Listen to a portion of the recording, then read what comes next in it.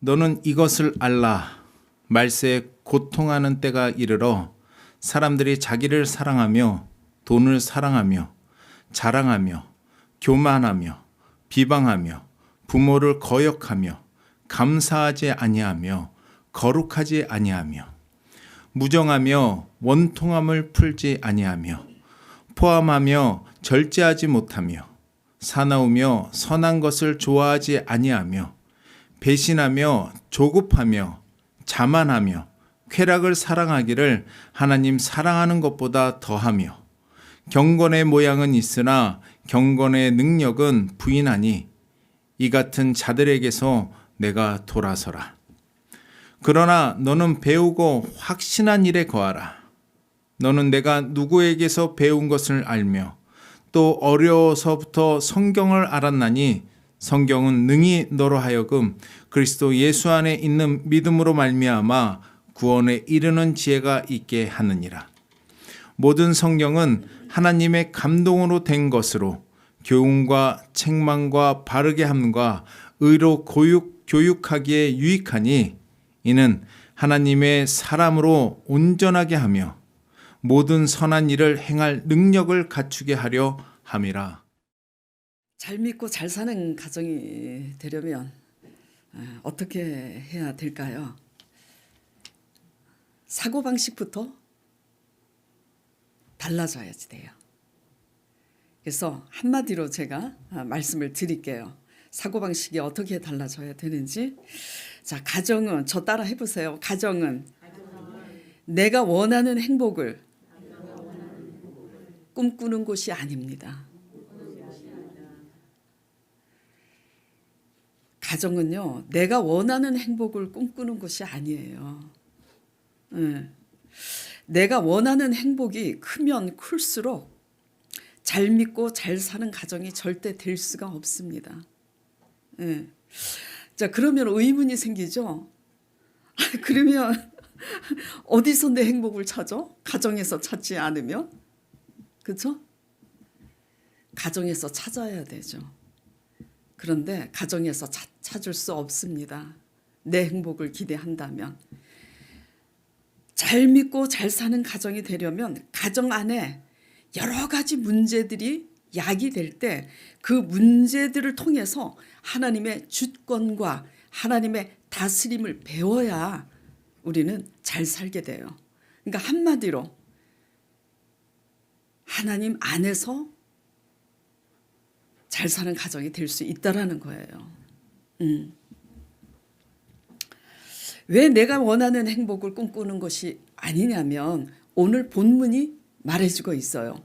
하나님 말씀이 내가 더 잘 먹고 내가 남보다 더 잘 먹고 잘 살기 위해서 그리고 내가 원하는 행복에 집착하면 집착할수록 그 고통은 더 커져요. 그래서 오늘 본문 말씀이 이렇게 시작됩니다. 자, 본문 읽어보도록 할게요. 너는 이것을 알래요. 이것을 명심하라는 거예요. 너는 이것을 알라. 말세에 고통하는 때가 이르리니. 그러니까 무엇 때문에 고통하게 되는지 너는 이것을 명심해라. 자, 2절 보겠습니다. 사람들이 무엇을 사랑한다고요? 자기를 사랑해요. 사람들이 자기를 사랑하며 돈을 사랑하며 자랑하며 교만하며 비방하며 부모를 거역하며 감사하지 아니하며 거룩하지 아니하며 왜냐하면 자기 자신을 사랑하니까. 그래서 무정하며 원통함을 풀지 아니하며 모함하며 절제하지 못하고 사나우며 선한 것을 좋아하지 아니하며 4절 배신하며 조급하며 왜 조급하죠? 참지 못하는 거예요. 자기 자신을 너무 사랑하니까 내 행복을 위해서 내 행복에 집착하니까 기다릴 줄을 모릅니다. 그래서 조급하며 자만하며 그리고 지나치게 자기중심적이면 쾌락을 사랑합니다. 방탕합니다. 그래서 하나님 사랑하는 것보다 더하여 5절에 이러한 경건의 모양은 있지만 경건의 능력은 부인하는 이 같은 자들에게서 너가 돌아서라. 경건의 모양이 있다는 게 뭐죠? 교회를 다니고 예배를 드리고 헌금을 드리고 무엇을 지키는 모양은 있지만 경건의 능력은 없는 이 같은 자들에게서 자기만을 사랑하고 자기 중심으로 사랑하는, 그래서 조급하고 비방하고 원망하고 이런 자들에게서 돌아서라는 겁니다. 경계하고 멀리하라는 거예요. 그 사람하고 인연을 끊으라 그런 얘기가 아니라 그런 자들을 경계하고 멀리하라는 거예요. 왜냐하면 가정 안에서 생활이 이러면요, 교회 안에서도 그것이 그대로 그 모습이 드러나게 돼 있고요, 사회에서도 그 모습이 그대로 드러납니다. 그래서 이런 절제되지 않는 자기 중심의 생활을 하는 사람들은요, 오나가나 시끄럽습니다. 선한 영향력을 미치는 게 아니에요. 공동체에 좋은 영향을 미치지 않습니다. 그래서 시끄러워요. 그래서 이 같은 자들을 경계하고 멀리하라고 성경은 당부하고 있어요. 자, 말세가 될수록 세상은 물질 만능화 되어가고 있습니다. 사람들은 그래서 더욱더 피폐해지고 악해집니다. 그 모습 이면에는 다 뭐가 있냐면은 다 자기 사랑이 자리하고 있어요. 내가 자랑하는 거, 나는 이렇고 나는 이렇다. 자기 자랑이잖아요. 그래서 나는 저 사람처럼 하지 않는다, 내가 옳다, 교만이잖아요. 그리고 돈을 사랑하고 부모를 거역하고 이런 모든 것들, 이런 것들이 다 자기 사랑이 자리 잡고 있기 때문이에요. 하나님을 사랑해야 하는 그 자리에, 하나님이 주권자가 되어야 되는 그 자리에 누가 지금 주권자가 되어 있기 때문에 그렇게 되냐면 우리 자신이 주인이 되어 있기 때문에 그러는 거예요. 내가 주체가 되어 있기 때문에 감사하지도 못하고. 왜냐하면 내 중심이면요, 어떻게 되냐면 감사하는 것보다 원망함이 더 많습니다. 내 중심이니까. 그래서 자기 자신을 사랑할수록 비방함이 더 많고 원망함이 더 많아요. 감사는 없습니다. 왜냐하면 감사가 눈에 보이지 않아요. 안 들어옵니다. 예. 조급합니다. 그리고 배신합니다. 예. 고통의 시작은 이렇게 자기를 사랑하는 데서 시작됩니다. 고통의 시작은. 그럼 행복의 시작은 자기를 내려놓고 버릴 줄 아는 것에서부터 시작됩니다. 나를 버릴 때는 억울하죠. 참아야 되고 기다려야 되고, 그러니까 억울해요. 그러나 그 나중은 행복합니다. 피차. 자, 욕심이 많을수록 어떻게 되죠? 만족함이 없습니다. 그래서요, 잘 우리가 우리 자신을 들여다봐야지 돼요. 내 열심이 성격에서 나오는 열심인지, 성격상 열심히 하는 사람들이 있어요. 내 성격에 의한 열심인지, 정말 하나님을 위한 열심인지, 상대방을 위한 열심인지 잘 한번 들여다보시길 바랍니다. 욕심이 많을수록요, 만족함이 없어요. 그래서 무리수를 두다가 고통하게 됩니다. 그리고 욕심이 많을수록 감사할 줄 몰라요. 욕심이 너무 많으니까 감사할 줄 모릅니다. 그래서 마음이 늘 가난해요. 욕심이 많은 사람은요, 이래도 저래도 가난합니다. 마음이. 욕심이 없는 사람이 감사하죠. 밥 한 끼를 먹어도 감동이고 감사한 겁니다. 그리고 자아가 강해서 내 중심일수록 참지 못하고 조급합니다. 예. 그래서 늘 비방이 따르고 원망이 따르는 거예요. 그리고 지나치게 자기 중심일수록 원초적인 본능을 따라 삽니다. 쾌락을 따라 살고요. 방탕함을 따라 삽니다. 그러나 쾌락을 쫓고 방탕함을 쫓는 그 사람의 삶의 그 최후는 상당히 비참합니다. 우리는요, 우리의 분수를 알고 책임지는, 각자 자리에서 책임지는 법을 배워야지 행복해요.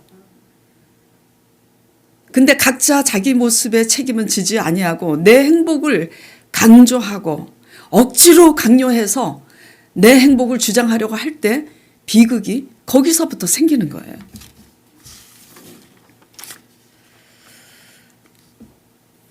고통의 시작은, 그래서 오늘 본문 말씀에 제 얘기가 아닙니다.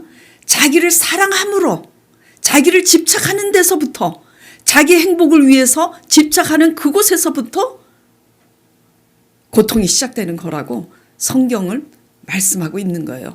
너희는 이것을 알라.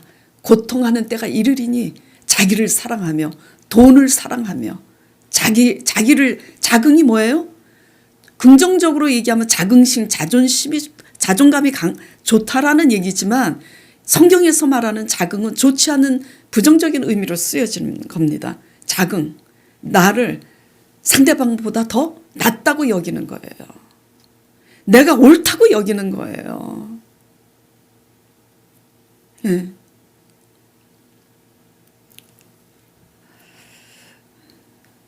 얼마 전에 제가 우리 교인이 아니에요.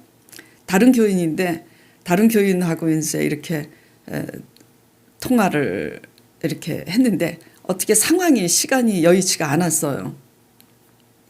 근데 가정에 좀 문제가 있는가 봐요.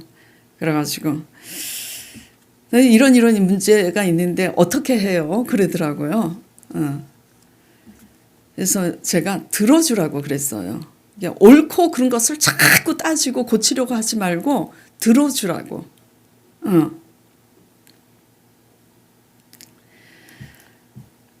그 나름대로 근데 본인은 들어주고 있다고 또 생각을 하더라고요. 예. 들어주는 게 뭘까요? 들어주는 게. 예. 공감인데 왜 공감이 안 되냐면 상대방이 옳지 않다고 생각하기 때문에 공감하지 못하는 겁니다. 예. 어쨌든 경건의 모양은 있지만 경건의 능력을 부인하는 자들에게서 돌아서라.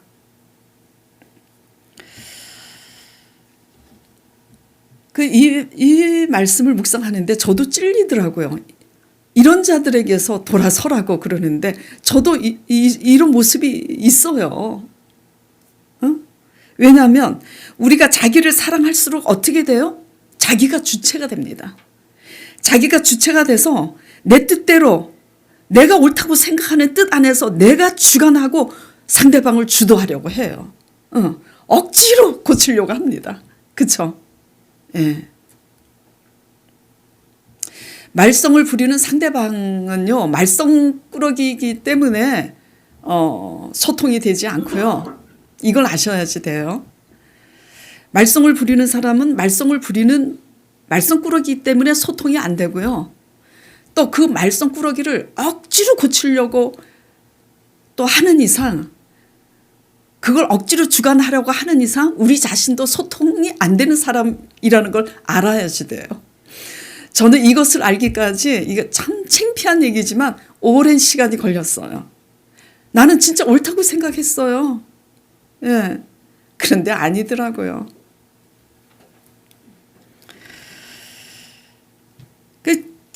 내가 주체가 되면 내가 옳다고 생각하기 때문에 내가 주체가 되는 거예요. 그래서 자신의 뜻대로 주관하고 주도하려고 그렇게 드는데요. 그러면 그럴수록 생겨나게 되는 현상이 교만하게 됩니다. 교만하게 돼요. 그리고 조급하게 돼요. 그리고 비방하게 됩니다. 왜? 내 뜻대로 안 되니까.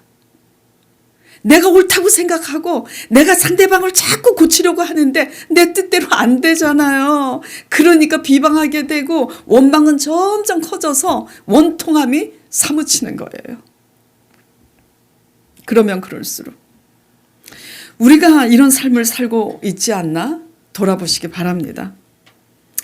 잘 믿고 잘 사는 가정이 되려면요, 누가 주체가 돼야 되냐면 내가 주체가 되는 그 자리에 하나님이 주체가 되어야 됩니다. 네. 내가 주인 되었던 삶에서 하나님을 주인으로 모시는 삶이 될 때에 비로소 잘 믿고 잘 사는 가정이 될 수 있어요. 그러려면 어떻게 해야 되느냐? 교회에 열심히 나오면 되는 건가? 아니에요. 주일 성수 딱 지키고 12시 반 예배 딱 끝나고 식사하시고 1시 반쯤 돼서 교회 문 딱 닫고 집에 돌아가셔서 여러분들이 그 다음 주일날 주일 성수를 하러 오기까지 일주일을 어떻게 보내나 한번 돌아보세요. 말씀 한 페이지도 안 보고. 하나님이 주인이 되고 내가 주체가 되든 그 삶에서 하나님을 주체로 삼고 하나님을 나의 주인으로 모시기 위해서는 날마다 한 페이지씩 단 5분이라도 시간을 내서 하나님의 말씀으로 돌아와야지 하나님께 돌아오는 거예요. 예. 주일 성수 날마다 탁탁탁 그리고 수요 예배 탁 드리고 뭐 그랬다고 잘 믿는 겁니까?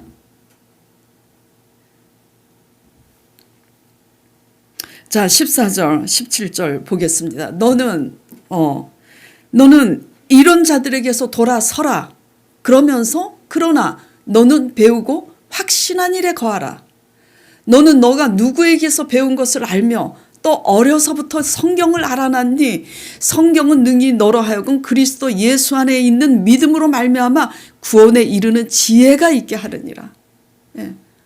성경으로 돌아와야 돼요. 말씀으로 돌아와야 됩니다. 모든 성경은 하나님의 감동으로 된 거예요. 우리의 생각으로 된 게 아니라고요. 하나님의 전능하신 말씀으로 천지를 지으신 전능하신 하나님의 감동으로 된 것으로 교훈과 책망과 바르게 함과 의로 교육하기에 유익하니 이는 하나님의 사람으로 온전하게 하며 모든 선한 일을 행할 능력을 갖추게 하려 함이라. 하나님께 돌아오는 것은요, 하나님께 돌아오는 것이 하나님을 주인으로 삼는 겁니다.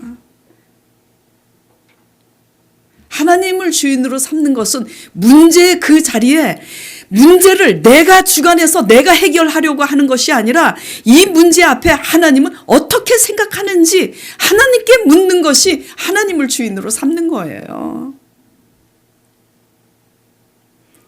근데 교회 열심히 다니면 뭐해요? 가정에 문제가 일어났을 때 그 문제를 내가 잘났다고, 내가 상대방보다 더 옳다고, 내가 고치려고 하고, 내가 고치려고 안 되면 또 비방하고 참소까지 하잖아요. 예.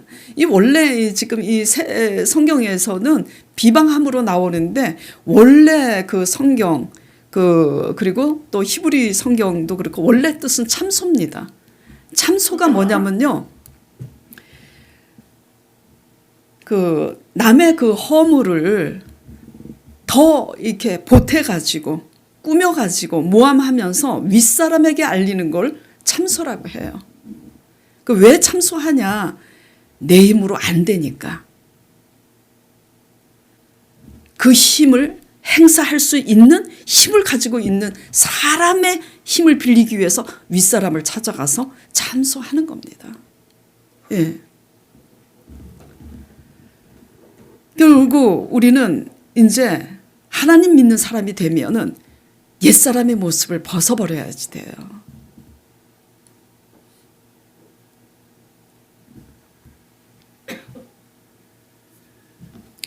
하나님 말씀으로 돌아와서 하나님이 비로소 어떤 분인지 우리는 깨달아야지 되고 하나님이 어떻게 일하시는지 우리는 말씀을 통해서 알아야지 됩니다. 하나님 말씀 앞에서 하나님을 알아갈 때에 우리는 하나님이 이렇게 일하시는 분이구나. 그래서 하나님의 주권 앞에 다스림을 배우게 되는 거예요. 하나님 말씀으로 돌아올 때야 우리는 이것을 깨닫게 됩니다. 무엇을 깨닫게 되냐면 하나님은 우리의 이런 모습을 깨트리고 변화시키려고 우리의 가정을 들어서 일하시는 분이에요. 무슨 얘기냐면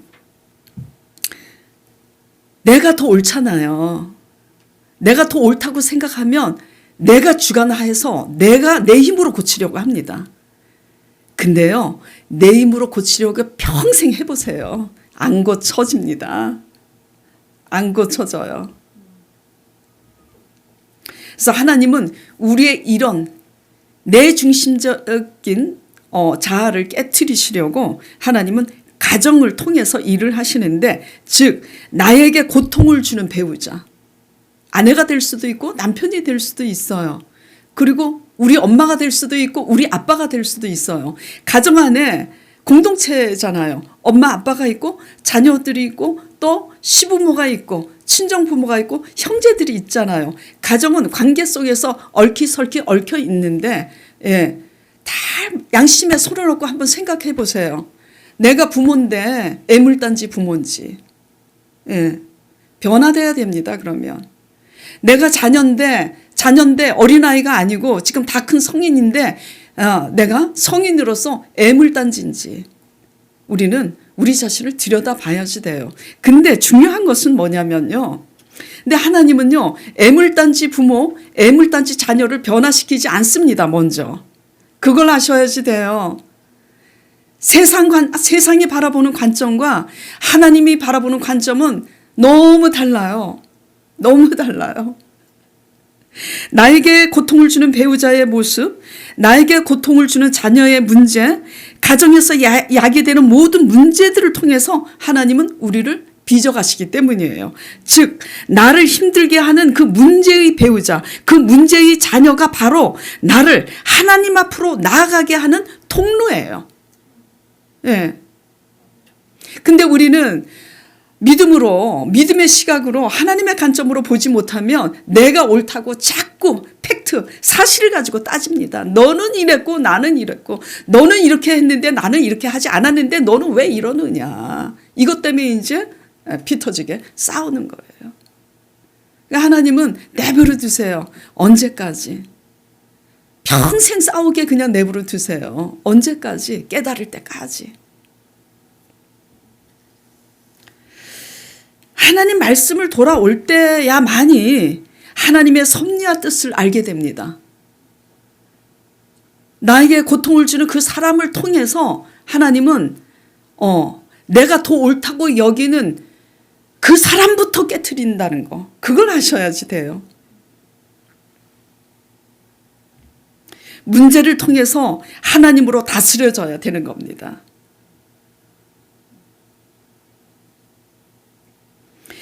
그러므로 가정의 문제 앞에 잘 믿고 잘 사는 가정이 되려면 하나님의 주권 속에서 그 다스림을 배워야지 돼요. 그 길밖에는 길이 없어요. 그 길밖에는 답이 없습니다. 자, 쉬운 예로 제가 경험한 거예요. 제가 쉬운 예로 이제 제가 경험한 것을 거울 삼아서 쉬운 예로 이제 이렇게 실례를 들어볼게요. 자, 남편이 바람이 났습니다. 그리고 남편이 도박을 합니다. 그런데 그 아내는 열심히 돈 벌어서 남편이 바람 피우고, 그렇다고 뭐 제 남편이 바람 피우고 뭐 이런 얘기를 지금 하고 있는 게 아니에요. 바람난 남편, 도박하는 남편이 있다고 칩시다. 그러니까 아내는 어떻게 해요? 남편이 바람나고 도박을 하고 돌아다니니 자녀를 누가 돌봐요? 그러면 남편만 원망하고 있을 수 있어요? 나라도 돈 벌어야지. 내가 돈 벌어서 열심히 자녀를 키우고 살아가고 있어요. 자, 여러분에게 여쭤보겠습니다. 그러면 누가 문제가 있는 거예요? 솔직히. 응? 그렇죠. 남편에게 문제가 있는 거예요. 그런데 그렇기 때문에 남편에 대한 원망과 비방과 원통함이 끊이지 않습니다. 일을 하면서 내가 저 왼수 같은 인간 때문에 내 신세가 요 모양이야, 요 꼴이라고. 그래갖고 내가 열심히 그냥 성실하게 돈 벌어서 내가 자녀를 키우고 그렇기 때문에 그래도 내 자녀가 내 가정이 이렇게 될 수 있다고 그렇게 집사님들이 그렇게 믿었잖아요. 그런데 교회 개척하면서 말씀 들으면서 그 사고방식이 잘못된 거구나 깨달았잖아요. 세상 지혜는 그런 거예요. 세상 지혜는 어떤 거라고요? 그 애물단지 배우자 잘못 만난 덕분에 내가 이렇게 뭐죠? 고생하고 그래서 내가 성실히 일해서 자녀 키우고 그랬다. 그래서 자기 공로를 내세우고 그래서 날마다 배우자를 원망하죠. 세상 지혜는 그런 거라고요. 그런데 하나님의 구원에 이르는 하나님의 지혜는 이것과 다르다는 걸 배우셔야지 돼요. 문제 많은 남편을 향해서 그렇게 원망과 불평으로 원통함을 풀지 못하는 우리의 세상적인 성품을 하나님이 갈아엎기 위해서 하나님은 그 애물단지 배우자를 통해서 우리를 빚으시는 분이십니다. 그게 바로 뭐냐고요? 우리의 의예요. 그래서 우리가 더 낫다고 생각하는 이상은 절대로 하나님의 의를 이룰 수가 없기 때문에 우리가 더 낫다고 생각하는 그 의를 하나님은 갈아엎으세요. 억울하죠? 그런데요, 그 억울함이 깨지지 않는 이상은 절대 행복은 시작될 수 없습니다. 하나님 말씀을 통해서 우리는 하나님의 주권을 깨달아야지 돼요. 뭘? 내 속에 나를 의롭게 여기는 이 교만과 오만과 그래서 남을 비방하고 그래서 견디지 못하고 그래서 참지 못하는 이 조급함 그리고 내가 주권이 돼서 주권자가 돼갖고 내가 주체가 돼서 하려고 하는 이 모든 이런 내 속에 우리의 못난 자아를 하나님이 깨트리시려고 우리에게 가시를 주시는 거예요. 그 가시가 가족일 수가 있는 거예요. 애물단지 부모가 될 수 있는 거고 애물단지 자녀가 될 수 있는 거고 애물단지 배우자가 될 수 있는 거고 경제적인 문제가 될 수 있는 거고 질병의 문제가 될 수 있는 거죠. 가시를 통해서 한마디로 우리 속에 있는 가시를 하나님이 빚으시려고 하시는 거예요. 그래서 문제를 삼던 상대방에게서 이제 어떻게 하나님 말씀으로 돌아오면 어떻게 바뀌냐면 문제를 삼던 상대방에게서 그 문제에 대해서 참지 못하고 폭발하는 자신의 문제를 바라보는 관점으로 바뀌는 겁니다. 이해하시겠죠? 예. 하나님의 구원은요. 문제를 문제로 여길 때 절대 역사하지 않습니다. 하나님의 구원은 어떻다고요? 우리가 문제를 문제로 여길 때는 하나님이 역사하시지 않으세요. 그 문제를 나의 십자가로 받아들이고 나를 바꾸려고 할 때 하나님은 우리에게 복 주시고 상 주시는 하나님이심을 믿으시기 바랍니다. 한마디로 내가 바뀌면 상대방도 내가 바뀌어야 하나님이 상대방도 바꾸셔요. 유재석의 유키즈 언 더 블록 아시죠? 제가 텔레비를 이렇게 딱 틀었는데 이게 딱 순간 나와요. 근데 어떤 여자분이 이제 작가신데 이름을 모르겠어요. 얼굴도 잘 모르겠고. 근데 이제 작가시더라고요. 유재석 씨가 이제 그러는 거예요. 심도 있는 작품을 그렇게 잘 쓰시는데 그 심도 있는 작품이 다 어디서 나오는 겁니까? 그러니까 그 작가가 그래요. 산 가운데 온갖 시련 가운데서 나온다고. 그러니까 또 유재석이가 짓궂게 뭐라 그러냐면 그 시련이 남편이 될 수도 있겠네요. 그러니까 그렇다고 그래요. 그래서 남편이 그렇게 힘들게 할 때 어떻게 합니까? 그 작가가 여자이기 때문이죠. 남자 작가이면 또 그 아내 때문에 시련이 올 수도 있는 거죠. 근데 그 작가가 대답할 때 깜짝 놀랐어요, 제가. 그래서 그걸 다시 찾아보려고 찾았는데 그 작가 이름을 모르니까 언제 그걸 했는지 찾을 수가 없더라고요. 계속 찾는데. 그리고 또 작가가 나오는 게 그분 하나만 한 분만 있는 게 아니라 여러 작가들이 또 나와가지고요. 그 여자 작가가 뭐라 그러냐면 허물이 보일 때 그 허물을 사랑하는 게 부부 아닌가요? 와, 내가 진짜 목사라는 게 부끄러워. 저 사람이 왜 목사가 되지 않고 저기 뭐 드라마를 쓰는 작가지 아버지. 그리고 이제 퀴즈로 바로 넘어가더라고요. 근데 그 사람이 그렇게 대답을 하는 게요, 글을 잘 쓰는 사람이라 멋을 부리는 대답이 아니라는 것을 그 뉘앙스에서 느낄 수가 있었어요. 생활 속에서 묻어나온 그 사람의 자세기 때문에 너무나 쉽게 그 대답이 나오는 거예요. 과연 나는 상대방의 허물을 사랑하는가? 지난주에 제가 얘기했었죠. 우리 강 목사님이 막 진짜 우리 교인이 아니에요. 상대방 때문에 너무 힘들어 해서 하나님 앞에 속상해서 기도하니까 그 사람 옷에 묻은 그 똥을 보여주시면서 그 똥을 닦아주라고. 우리는 내 맘에 들고 깨끗한 사람 좋아하잖아요. 내 맘에 드는 사람. 하나님은 남의 허물을 닦아주는 걸 이제 사랑이라고 하는데 그렇게 하기 싫죠. 네. 그래서 하나님의 구원은요, 우리가 명심해야 될 것은 문제를 문제로 여길 때는 절대 역사하지 않아요. 문제를 내 십자가로 받아들이고 나를 바꾸려고 할 때 하나님께서 복 주시고 상 주시는 하나님이신데 이것을 뭐라고 그러냐면 15절입니다. 본문 15절.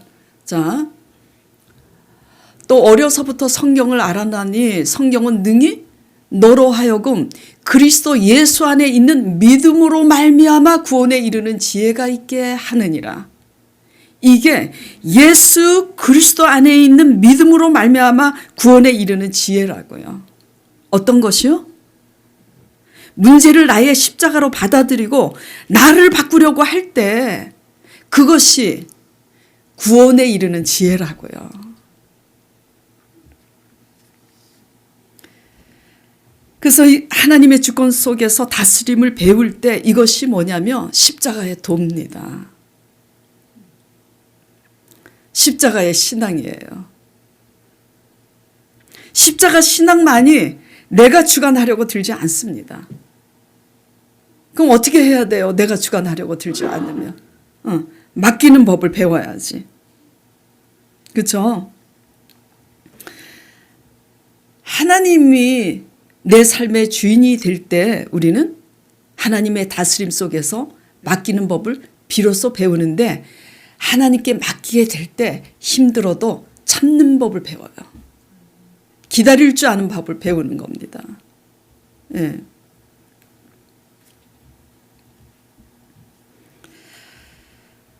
그래서 인내로 참고 기다릴 줄 아는 사람이 될 수 있고 상대방을 비방하고 원망하는 성품에서 자신의 못난 자아에 대해서 애통하는 사람으로 거듭나게 되는 거죠.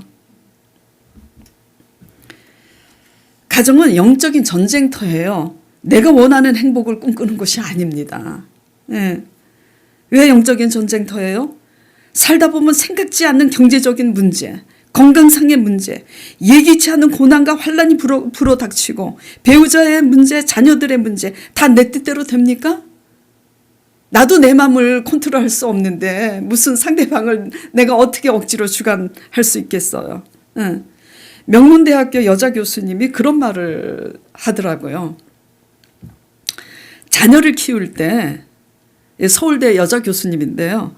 자녀를 키울 때 내가 기대하는 기대치를 내려놓으라고 하면서 심지어 이렇게까지 표현을 하더라고요. 이거 제 오목사 표현이 아닙니다. 아니에요. 오해하지 마세요.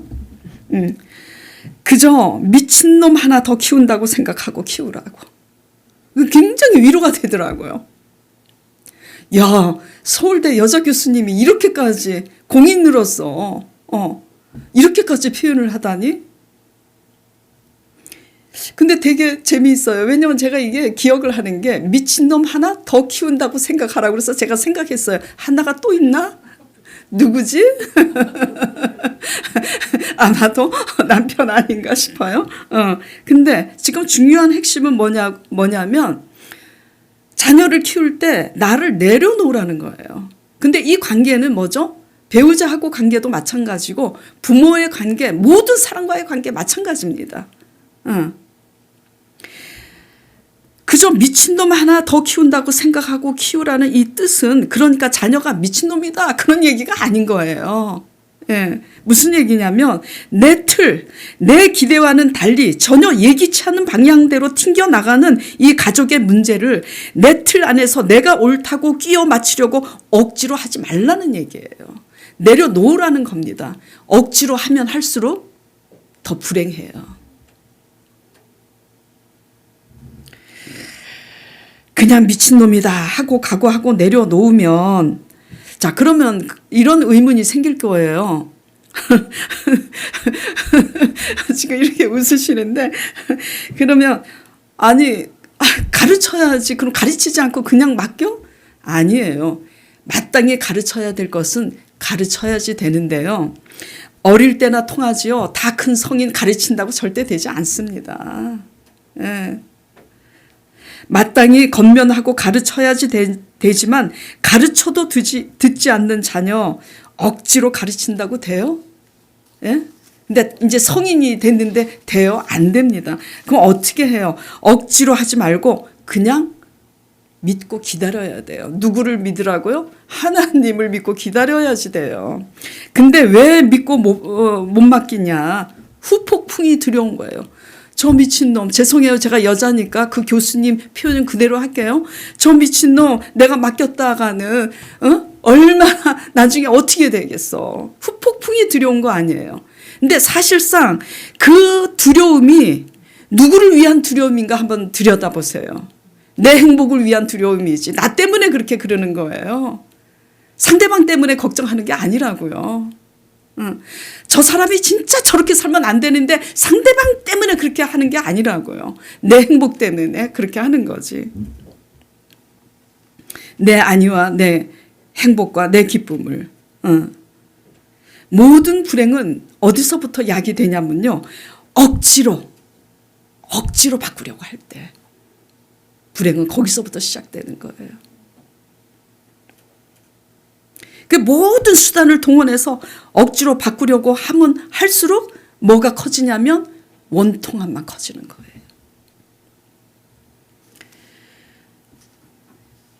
그리고 이제 왜 힘든 줄 아세요? 가정이? 지금 가정의 달이잖아요. 그렇죠? 예, 며칠 전에 어린이날, 그리고 내일은 어버이날, 예, 그리고 스승의 날, 5월 달은 가정의 달이에요. 가정이 힘든 이유가 가장 힘든 게 뭐냐면요. 바뀌지 않기 때문이에요. 쉽게. 무슨 얘기냐. 다 성격이 다 달라요. 그렇죠? 개성이 달라요. 성격과 개성은 좀처럼 바뀌지 않습니다. 네. 그 잘 바뀌지 않는 그 가족과 매일 부딪히는 삶이잖아요. 근데 안 바뀌어. 그러니까 안 바뀔 것 같으니까 더 두려운 거야. 그렇죠? 그러니까 누가 바뀌어야지 될까요? 내가 바뀌지 않으면 아무것도 달라지지 않아요. 자, 미친놈이나 미친놈 바꾸려고 억지로 모든 수단을 동원해서 바꾸려고 하는 자나 하나님의 관점에서는 둘 다 미친 거예요. 그거 아세요? 제가 이거 깨닫는데 시간이 많이 걸렸어요. 그래서 요즘은 누가 무슨 얘기하면 그냥 들어줘요. 왜? 스스로 깨닫는 길밖에 없어요. 하나님이 때가 되면 스스로 깨닫게 하기 때문에 그냥 내버려 둬요. 네. 그런데요, 둘 다 미친 거라 그랬잖아요. 다시 정리해 볼게요. 미친놈이나 미친놈을 바꾸려고 억지로 내가 옳다고 내 모든 수단을 동원해서 바꾸려고 하는 자나 둘 다 미쳤다고. 그런데요, 이걸 아셔야 돼요. 하나님 보시기에 굳이 따지면 누가 더 미쳤을까요? 바꾸려고 하는 사람이 더 미친 거예요.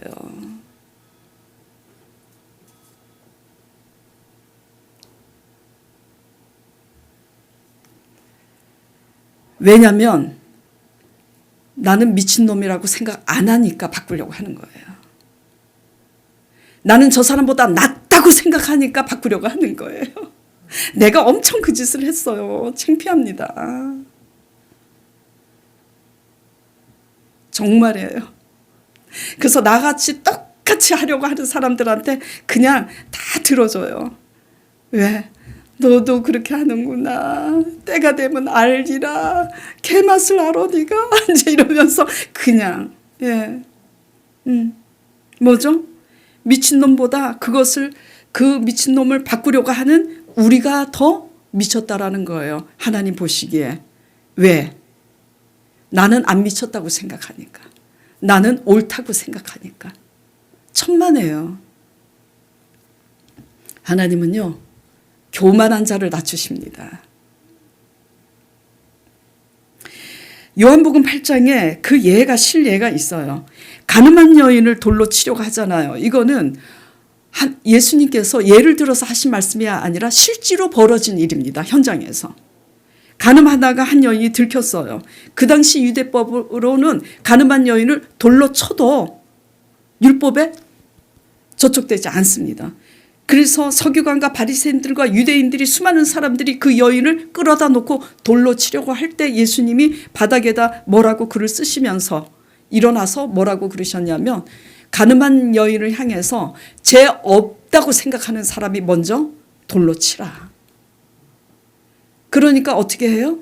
사람들이 그 돌을 내려놓고 다 돌아가는 거예요. 그 돌로 치려고 하는 그 모든 사람들을 향해서 죄 없는 자가 먼저 치라고 할 때 그 사람들이 다 돌아가고 난 후에 그 여인 홀로 남았을 때 예수님이 그 여인에게 이렇게 말하죠. 너를 정죄하던 자들이 다 사라지고 없으니 나도 너를 정죄하지 않노라. 예수님은 정죄할 자격이 있으시잖아요. 근데 정작 예수님은 정죄하지 않습니다. 이게 하나님의 의예요. 그러면서 그 여인에게 그렇다고 그 여인을 옳다고 하진 않습니다. 나도 너를 정죄하지 않노니 다시 가서 죄를 짓지 말라. 다시는. 잘 믿고 잘 사는 가정이란 어떤 가정이냐면 심판과 구원을 하나님의 주권에 맡기고 참아 기다리는 가정이 잘 믿고 잘 사는 가정이에요. 응? 세상 사람처럼 내가 더 큰 아파트 가지고 있고 뭐 집이 두 채고 뭐 그래서 뭐 내 자녀들이 지금 잘 나가고 있고 그게 잘 먹고 잘 믿고 잘 사는 가정이 아니라고요. 심판과 구원은요 오직 하나님의 영역입니다. 그 사람을 바꾸든지 그 사람을 안 바꾸든지 그 사람을 징계하든지 그거는요 하나님이 알아서 하실 일이라고요. 우리의 영역은 용서하는 게 영역이에요. 문제를 통해서 용서하는 법을 배우고 참아서 기다리는 법을 배우면서 뭐가 달라지냐면 우리의 옛날 성품이 달라지는 거예요. 그리고 잘 믿고 또 잘 사는 가정이 되려면 어떻게 해야 되냐? 자녀들이 말귀를 알아듣고 글을 깨우기 시작하면 세상 가운데 앞서가는 자녀 만들겠다고 막 글도 깨우기 전에 영어 가르치겠다고 막 그렇게 극성 부리지 마시고 말귀를 알아듣고 글을 깨우기 시작하면 하나님 말씀을 가르쳐야지 돼요. 어릴 때 말씀을 가르치면요 세상 재미에 빠져서 다 커가지고 타락을 해도 아이들이 양심에 내가 이러면 안 되는데 하고 다시 하나님 품으로 반드시 돌아옵니다. 자, 오늘 본문 말씀에 볼까요? 15절 보겠습니다. 지금 이 말씀을 사도 바울이 어디에서 썼냐면 감옥에서 아들같이 여기는 제자 디모데에게 지금 보내고 있는 거예요. 디모데야 너는 그래서 디모데 후서입니다. 두 번째 서신이에요. 또 어려서부터 성경을 알아나니 디모데가 어려서부터 성경을 아는 거예요. 예. 그래서 커서 이렇게 훌륭한 사도 바울의 제자가 된 거죠. 예수님의 제자가 된 거죠. 어려서부터 성경을 알아나니 성경은 능히 너로 하여금 그리스도 예수 안에 있는 믿음으로 말미암아 구원에 이르는 지혜가 있게 하느니라. 어려서부터 하나님의 말씀을 가르쳐서 어떻게 자라가는 성이 돼야 되는지 깨닫게 해야 그 자녀가 커서 결혼을 해도 고난과 시련이 닥칠 때 참는 법을 배웁니다. 기다리는 법도 배웁니다. 그래서 결국은 하나님이 그 가정을 통치하시고 다스림으로 복을 받고 상 받는 그런 가정이 될 수 있는 사람으로 커갈 수가 있는 거예요.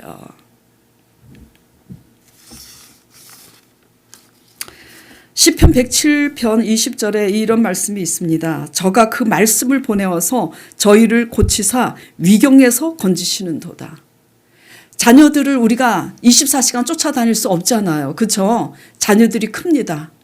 자녀들의 삶이 있어요. 학창 생활을 보내고 그리고 졸업하고 사회생활을 하는데 그 아이들이 살면서 세상 가운데서 위기를 만나고 환난을 만날 거예요. 그럴 때 자녀들을 어릴 때부터 말씀으로 양육하면 그 아이들이 말씀을 붙잡고 기도할 때 하나님께서 그 말씀을 그 위기 가운데 보내셔서 그 말씀대로 그들을 보살피고 구원하신다는 말씀이에요. 그래서 자녀들을 어릴 때부터 말씀으로 잘 양육하는 여러분 되시길 간절히 축원드립니다. 그래서 그 인생의 고난 속에서 하나님의 말씀의 방법대로 하나님의 주권 안에서 잘 견디고 살아내는 그런 자녀로 자라갈 수가 있는 거예요. 그래서 오늘 말씀을 통해서 우리가 과연 하나님을 믿노라고 교회를 왔다 갔다 하지만 내가 주체가 되는 삶을 살고 있는지, 하나님의 주권 속에서 하나님의 다스림 속에서 내가 순종하면서 사는지 돌아보시길 바랍니다. 물어보세요. 저는 그런 경험을 참 많이 해요. 화가 날 때는 하고 싶은 말이 많습니다. 하고 싶은 말이 많아요. 그래서 하나님께 먼저 기도합니다. 내가 이렇게 속이 상해서 하나님 내가 이렇게 정리를 하고 교통 정리를 하고 내가 이렇게 얘기를 하려고 하는데 하나님 어떻게 생각하세요? 그러면 하나님이 늘 그러세요. 그냥 버려라 내 의를. 내 의를 버려야 이긴다 그러시더라고요. 그게 뭐죠? 내가 옳다는 걸 따지지 말라고. 그래야 이긴다고.